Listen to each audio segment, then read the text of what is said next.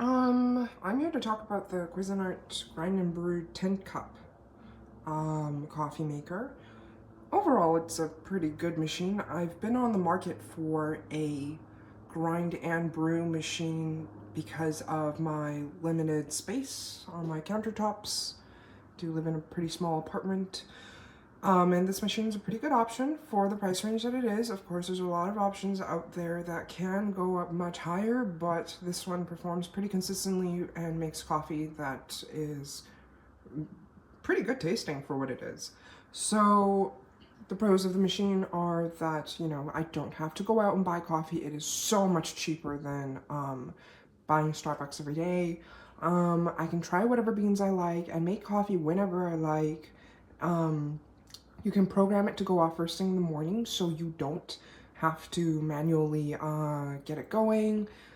And it doesn't take up that much space on my counters in terms of square footage, because there are multiple functions built into this one machine. And I have to say, again, the coffee does taste pretty good. Nothing else to complain about in the end final product. I also don't have to use paper filters, which is nice because it does have a built-in, shouldn't say built-in, it does come with a little fine ground filter here. So some of the cons of the product, for one, the grinder is very loud. First thing in the morning, you will hear it go off when it's programmed, and oh boy, it does wake you up better than an alarm clock. Another one is, for the grind size, it can get pretty fine, which I'm very impressed about, but it can be a little bit inconsistent because the grinder is pretty basic for what it is.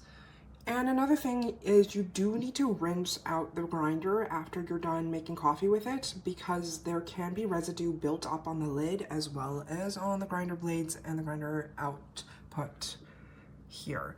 Mine is still wet, and I do kind of need to let it dry because I've just rinsed it out. And this is something you do need to do a bit more regularly, because it can build up to the point where you will no longer shoot out grinds from your grinder output. Fresh coffee comes with dumping out grinds, so you do need to regularly empty out and rinse your filter. I've already done that. Another thing is you do need to rinse out this whole compartment here, because this is where it receives the grind from the grinder. And again, just more cleaning. You also do need to rinse out your carafe. And your carafe can sometimes be a little small and not as thermal as I first thought it was going to be. I thought the hot plate was going to keep it hot, and it doesn't really do that beyond 2 hours, which, to be fair, is pretty much the lifespan of a outside cup of coffee that you've just bought. But again, I really thought that having the thermograph was going to help with that.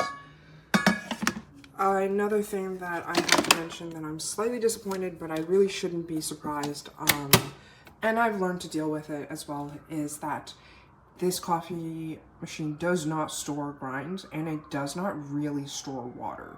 So every time you run a cycle of it, you essentially have to predict how much water and how many scoops of beans you'll be using. And that's because it uses 100% of the beans and 100% of the water every time. So say you want to make something that's equivalent to 6 cups of water here, which, as you can tell, is about a little bit past halfway on the water stores.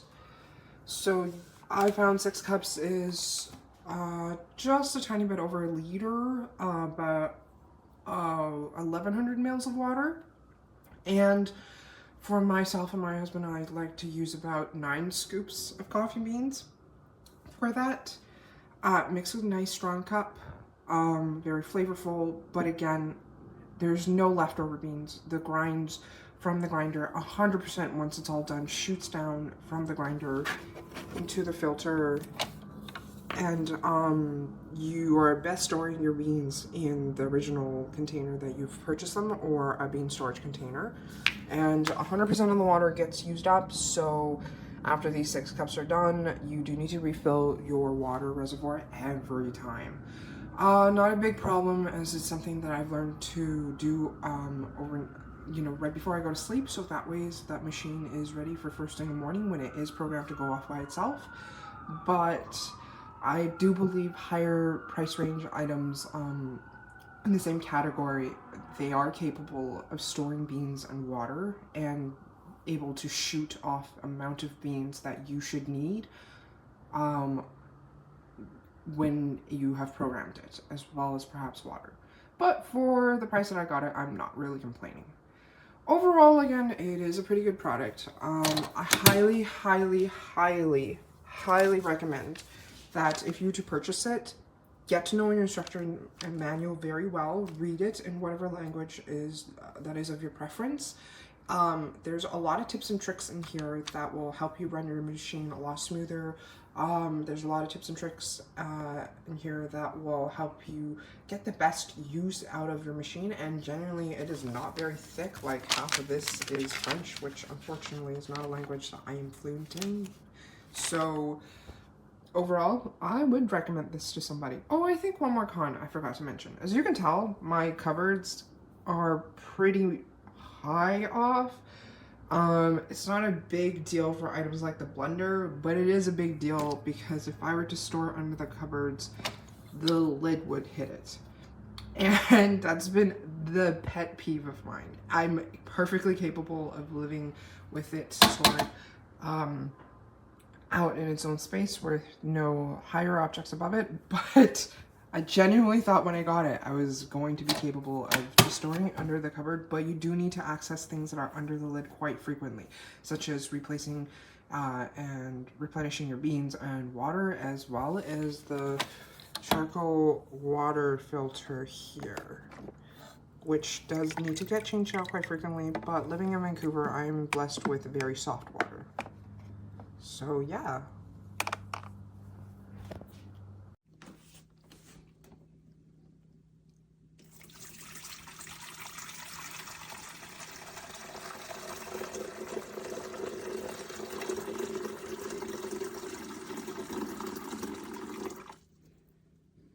Four cups.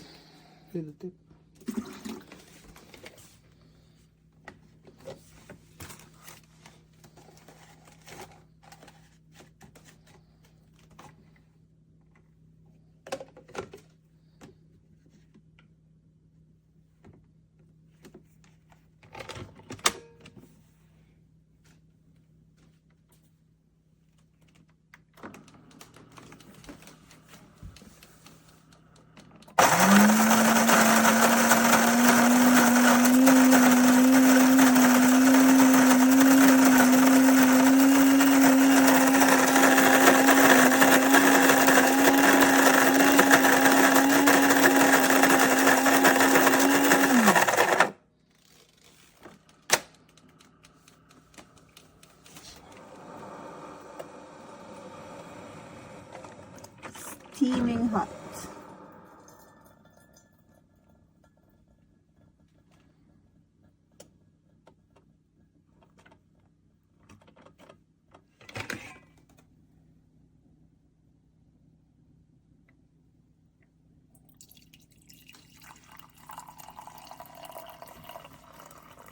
Steaming hot cup of coffee.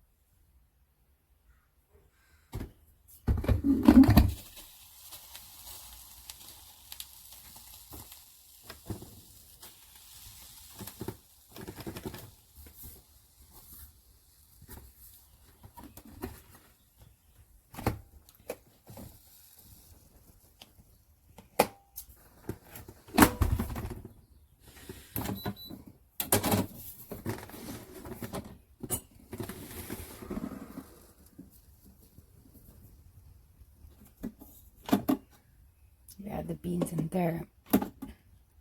And this thing needs to be cleaned out before I'll leave it out later.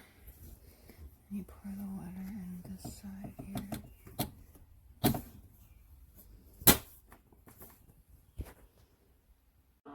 No contact practice for football is really helpful.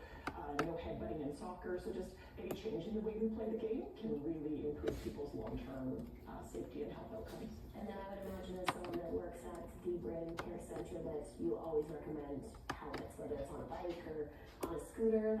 That's popular in the summer. Yes, please